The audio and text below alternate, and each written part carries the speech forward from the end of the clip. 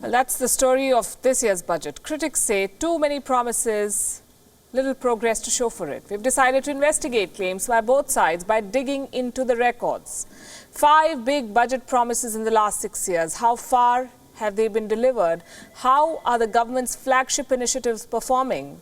How has the money allocated in the past been spent?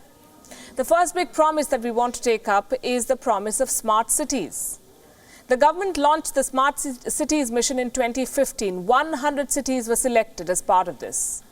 This year, the government has allocated money for 5 new smart cities, 6,450 crores. In 2018, the budget for smart cities was hiked by 50%. In the last 5 years, more than 5,000 projects have been started. They're worth more than 2 lakh crores.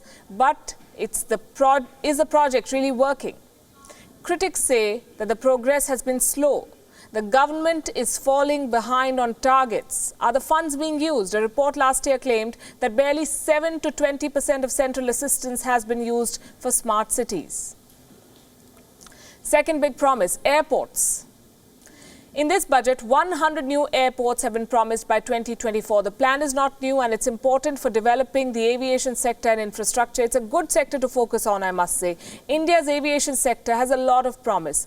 Air passenger traffic is expected to cross the 1 billion mark by 2040, which means 1 billion people in India will be taking flights in the next 20 years. But building airports is not enough. Taking flights still costs much more than travel by train. Not all airlines fly to remote routes. India's aviation sector is ailing. Last year, we saw the closure of Jet Airways. Now, Air India has been put up for sale for a second time. The costs to operate an airline are very high. The returns still remain low. India needs a more holistic approach for the aviation sector. Building airports may just be the start. Third on our list, foreign direct investment.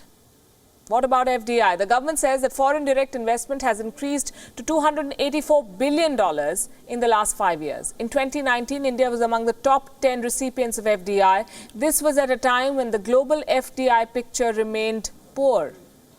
But most of this money has gone into capital markets. In this budget, 100% tax exemption has been given to sovereign wealth funds for investment in infrastructure. Expect more news in the coming days on FDI. Fourth on our list, Make in India, much publicized, a very ambitious project of this government that still remains work in progress.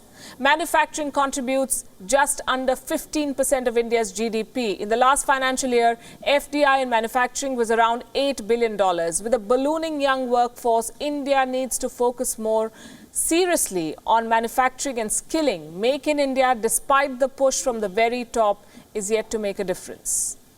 Fifth is Digital India. The project had a glitzy launch in the first tenure of the Modi government, but it has failed to make its mark. While India's internet users have grown, Digital India was missing from today's budget speech. There was no mention of it.